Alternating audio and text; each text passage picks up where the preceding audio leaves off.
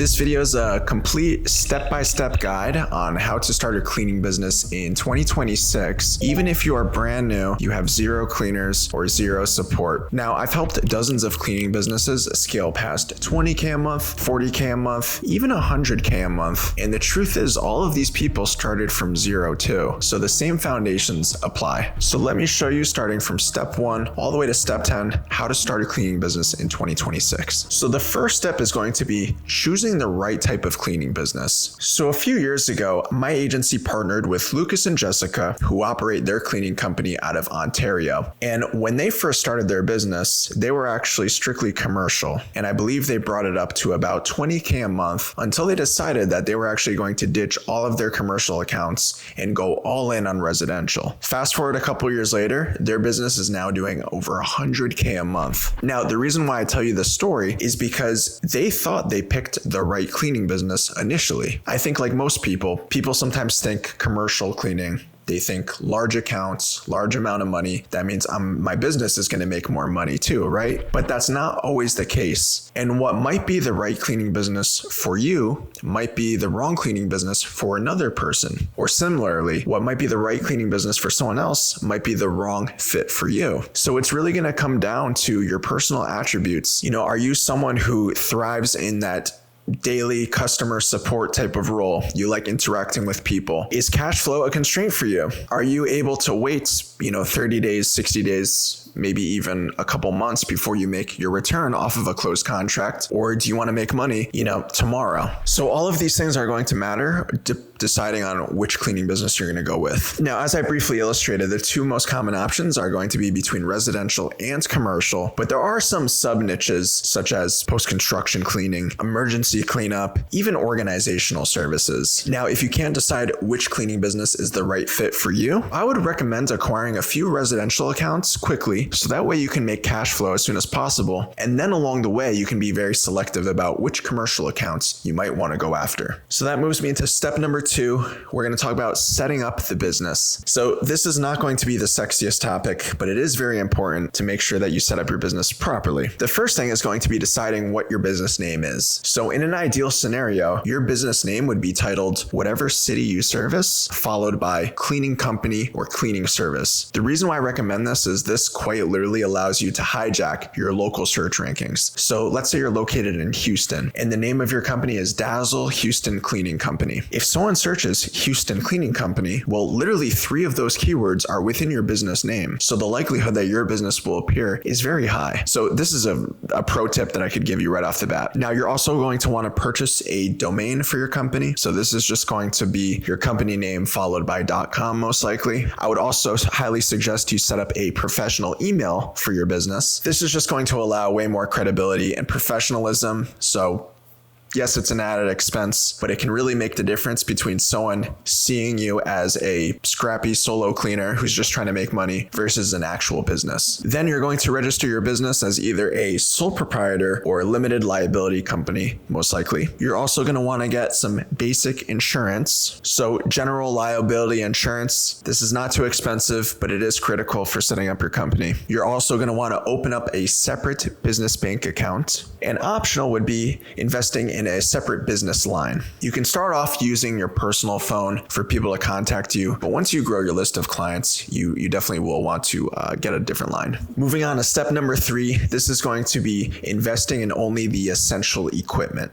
Now, as much as you may have daydreams about seeing your company vehicles drive around town with your cleaners wearing your company uniforms and then showing your branded care packages that you leave behind at clients' homes. Look, I get it. Down the line, this can definitely be a very smart play to brand yourself. But in the beginning, we want to be cost effective and avoid unnecessary overhead. So we're just going to invest in the necessary equipment. So as far as supplies go, this would be a vacuum, a mop and bucket, sponges, shoe covers, gloves, all-purpose cleaner, glass cleaner. Then once you have that checked, you're going to want to ensure that either you or if you have cleaners, that you guys both have reliable vehicles to show up to the client's home or apartment or office. And assuming you have those things, the total startup cost for this really shouldn't be more than a couple $100s. And don't worry about overspending on the fancy cleaning supplies now. You can always upgrade that down the line. And by the way, guys, if you have a cleaning business and you want to scale it past 20K a month in recurring revenue, I have an offer for you. My agency personally helps dozens of cleaning businesses scale past this limit through automated client acquisition. I dropped the link in the description that you can click to book a free call with myself, and we'll go over the exact strategy that's needed for your cleaning business to take it to the next level. So if you're interested, check out the link in the description. Otherwise, back to the video. Now, step number 4 is going to be deciding on your pricing. So this is a pretty common hurdle for a lot of beginners. And a lot of beginners, unfortunately, make the mistake of just undervaluing themselves. So I'm going to make sure that you don't do that by first explaining the different pricing models as well as tiers, and then how you can apply that to your own cleaning company. So the 2 common pricing models are either hourly, which can be anywhere from $30 an hour to about $70 an hour on average. And the difference is really going to be between whether that's one cleaner or multiple cleaners going up to that job. Or you could also charge just a flat rate per job, which is also very common. And typically the pricing tiers are going to determine the size of the home or the office. So for example, if it's an apartment cleaning, this might be somewhere in the range of $80 to $120. If it's just a regular cleaning for an average size home, this might be somewhere in the range of $150 to maybe $250. And then for a deep cleaning service, this could vary quite a bit, but it's usually going to be at least $300. And if you're just not sure how to price, what I would suggest doing is what's called secret shopping. So this is where you go online, you go on Google, you search the top 10 cleaning companies that appear first, and I would either go on their site or just call them and get a quote for your own home. And what you can do is after you get about 10 quotes, you can take the average of all 10 and pretty much just price your service there and fit it accordingly. If you're still a little unsure, I would suggest you charge actually slightly less in the beginning just to get your first roster of about 10 clients, and then you can slowly bump up your rates once you have a proven concept. Moving on to step number 5, getting your clients. So clients are not just going to fall in your lap now that you've started your business. Unfortunately, it doesn't work like that. We have to hunt a little bit. And there's essentially 2 types of marketing or prospecting that you can do, which is either going to be free or organic marketing, as well as paid marketing. So let's start with the free options first. So the very first place I would suggest is that you guys reach out to your sphere of influence. So these could be friends, family members, colleagues, old coworkers, and these contacts could be, contacts within your phone. This could be your friends on Facebook, your connections on LinkedIn, maybe emails that you have, and just reach out to these people and be honest with them. Introduce yourselves, say that you have a new cleaning company and you're looking to grow it. So you need your first clientele and that sort of thing. Now, another thing you could do is post in community groups. So some popular examples of this would be Facebook groups. This could be on Nextdoor, even on Craigslist. You can also browse some local forums. So there's a few options to get your word out there in the local environment. Now, if you're in the commercial space, another good option for free marketing would basically be doing what's called cold prospecting. So this would be things like doing cold emails, cold calling, even door knocking to speak to the decision makers. Now, when you're doing these forms of organic outreach or marketing, I would also pair this with an attractive offer for someone to take you up on it. So as I mentioned, you want to be honest with these people and just tell them that you are a startup and you're looking to build your clientele, and you could offer something like a discounted cleaning in exchange for a review and ideally a referral. So a sample script might be something like, "Hey Joe, just wanted to let you know that I started XYZ cleaning company. I'm not looking to spam you, but if you know anyone who's interested in this cleaning service, please let me know. In return, they'll get 50% off their first clean as long as you're willing to leave a testimonial for the great work. Thanks." If you reach out to 30 people like that, I guarantee you'll get 4 or 5 responses pretty easily. So now let's move on to some of the paid options. Now, I'm not going to suggest to you a laundry list of different marketing channels to start exploring because I don't want to overwhelm you, first of all. And second of all, you probably don't have the budget to thoroughly invest in several different marketing channels anyway. It's much better to just focus on 1 or 2 and really master those first. So the first one that I would recommend for a paid advertising channel is called Google Local Services. Now, you do need to set up first a Google business profile, which I'll explain a little bit shortly. But essentially, you're paying to be at the top of the page of Google, and you only get charged if someone actually calls or sends you an inbound message. Now, this is a very beginner-friendly advertising channel because it's easy to set up. It doesn't really require much maintenance, and all of these calls or messages that are coming in are most likely going to be from qualified prospects, so the sales process should be relatively easy. Now, the other one that I would suggest for beginning cleaning companies is one of the third-party aggregators, such as Angie, Thumbtack, House.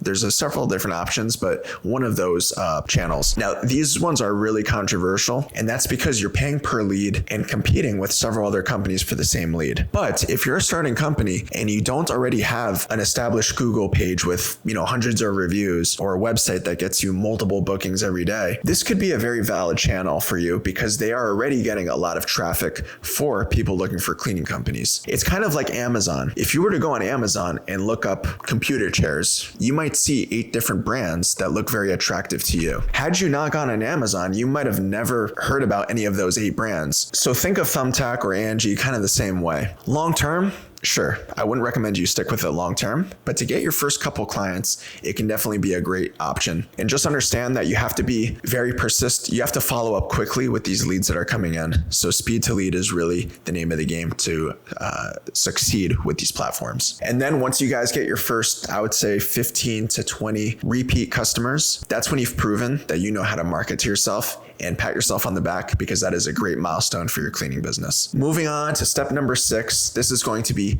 delivering an amazing service. So as simple or obvious as this might sound, this is really where the money is made. Customers want to feel comfortable letting you into their home or into their office. And this is what's really going to determine if they're likely to refer you to their friends or family members or sign up with you for repeat cleaning. So first of all, make sure you're showing up on time. Be the reliable cleaner, not the unreliable person who misses text messages or shows up late. This is very important. Also, having systems. So having a checklist system to make sure every nook and cranny, every basement, every bathroom, every office space is cleaned thoroughly and you don't miss anything. Going to be very crucial. Also, over delivering on that first service, I think is highly important. So first impressions are what's going to equal future cleanings. And it's the little things that really go a long way. So if you're in the residential space, for example, leaving behind like a little goodie bag with, let's say, chocolates, or maybe if the homeowner has pets, you could leave behind cat treats or dog treats. Or maybe leaving behind like a little candle for them. Little stuff like this really goes a long way. And another point I'll say about this is your mindset should really be, how can I turn this one client or this one business owner into 2 clients? This is what's called leverage.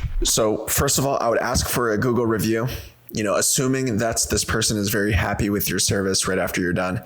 While their emotions are high, while they're feeling great, that is when you can get a review, which will do wonders for your business as time goes on. Believe me on that. You could also ask them for a referral. So if they're very pleased with the service, there is a good chance that they'll refer you to their friend or family member on their own. But the truth is, you might have to ask them at least once or twice. So again, while their emotions are high, that would be an excellent time to come in and say, great, I'm so happy you love the service. I'll tell you what, if I had one dream client, it would be you. And I'm assuming you have some friends that are probably similar to you. So if you know anyone else who comes to mind that could benefit from the service, let me know. I'd love to reach out and see if we can help them. And lastly, I will say that while you're on the job too, I would start thinking about doing content marketing. So capturing before and after photos of the work that you're doing, as well as some videos while you're on the job site. This will be very powerful for your both organic and your paid marketing efforts. Now, moving on to step number 7, how to turn those one-time cleanings into recurring cleanings. So one of the biggest mindset shifts that I think all beginning cleaning business owners have to go through is understanding that the profit is not made on the first cleaning. When you factor in your marketing costs, your admin time, payroll, cleaning supplies, and all the other overhead that you have, you're probably going to be close to break even or even in the hole a little bit for that first cleaning. That is not a failure. That is just the business model. The cleaning game is a recurring game. You don't need a huge payday today. You need cleanings that stack on top of each other month after month, year after year. That is how you're going to have compounding profits. So you have to find a way to make it a no-brainer for someone to sign up for you on either a weekly cleaning service, bi-weekly cleaning, or monthly cleaning. And just to illustrate some simple math for you, let's say that your average cleaning is valued at $200 per service, and someone signs up for bi-weekly, which is usually the most common recurring frequency. So that one client earns your business $400 a month. So if you have 20 recurring clients on these same rates, that's $8,000 in monthly recurring revenue.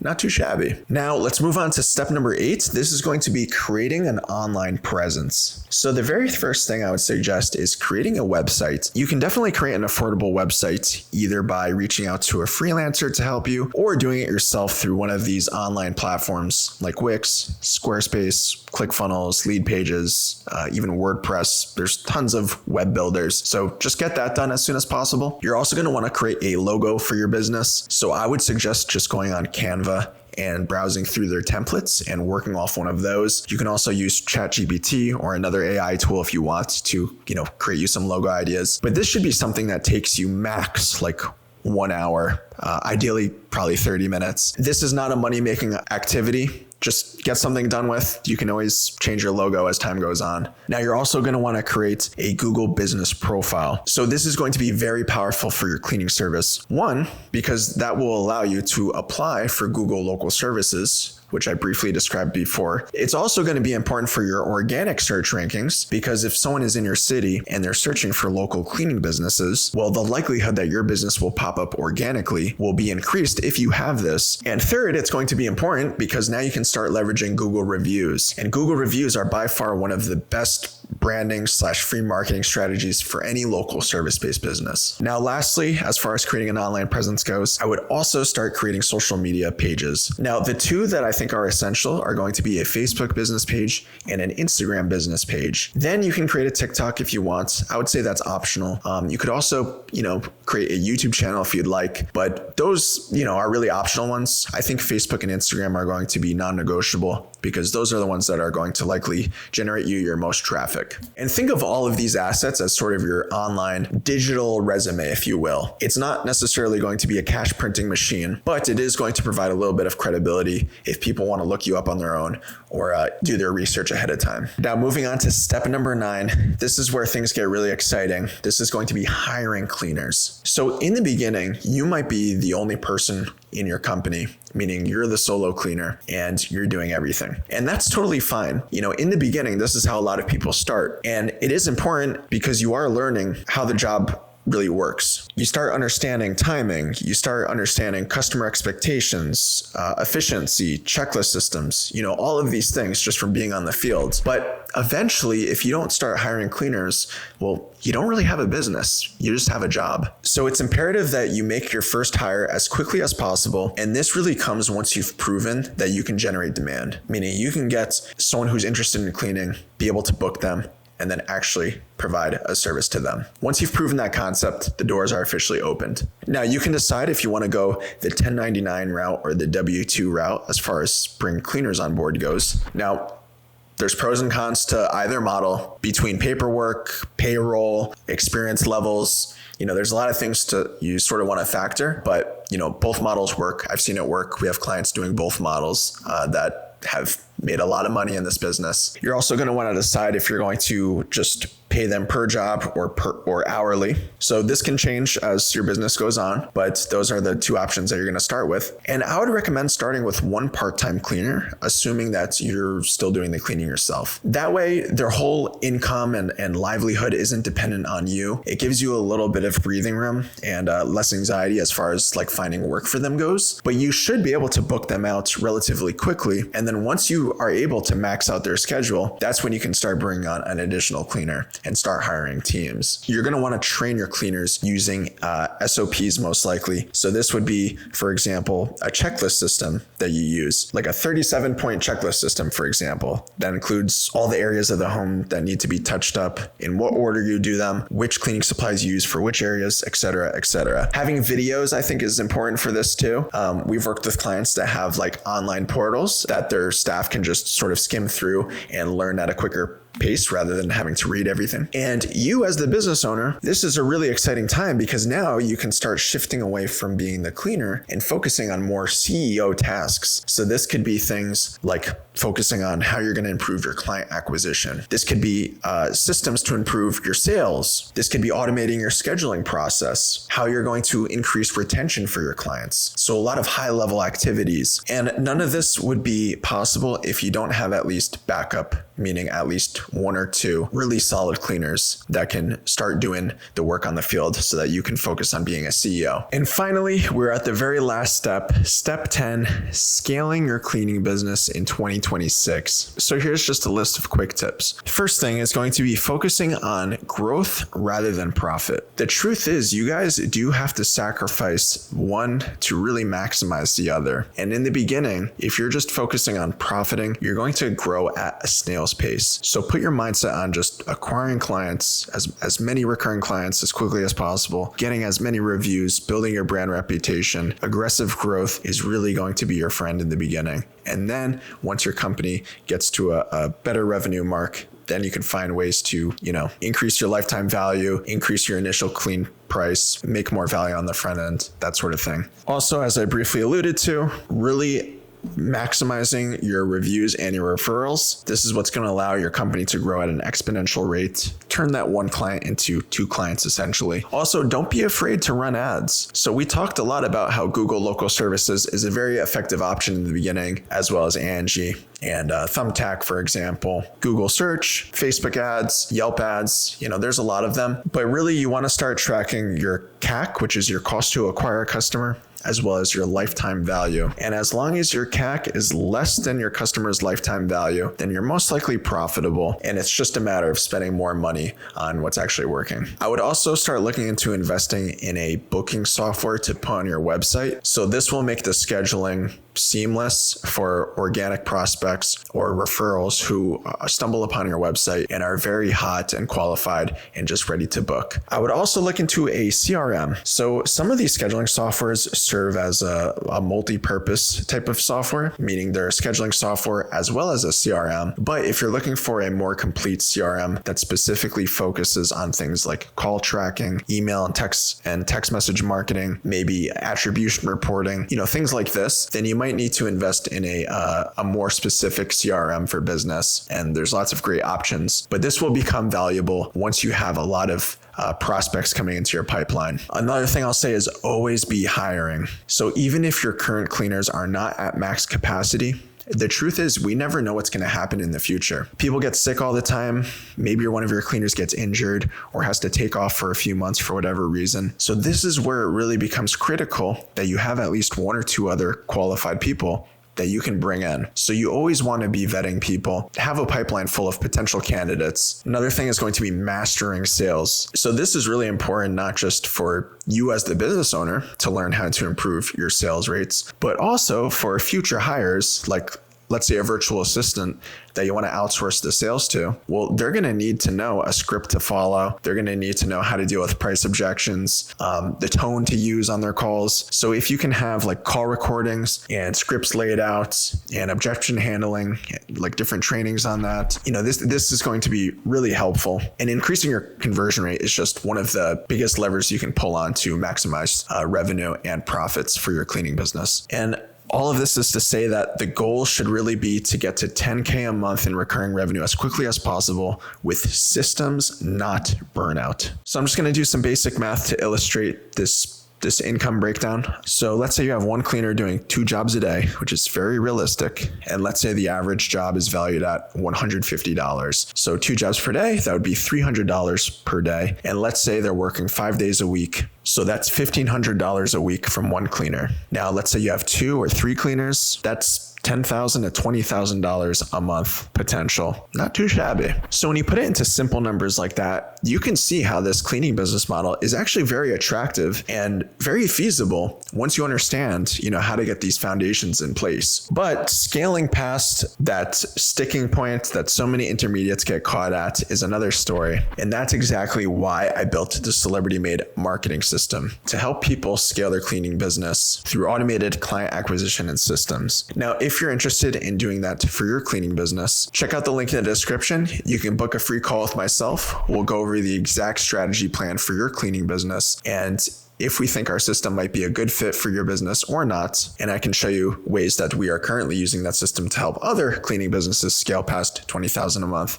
So there's really nothing to lose. If that sounds interesting to you, click the link in the description. Now, once you have the foundation in place, the next thing you're going to want to do is really scale your lead flow, because a lead flow turns into more clients, and more clients turns into more sales and money for your cleaning business, which is ultimately what you want, right? I created a whole video about this specific advertising platform. Check it out. You won't want to miss it.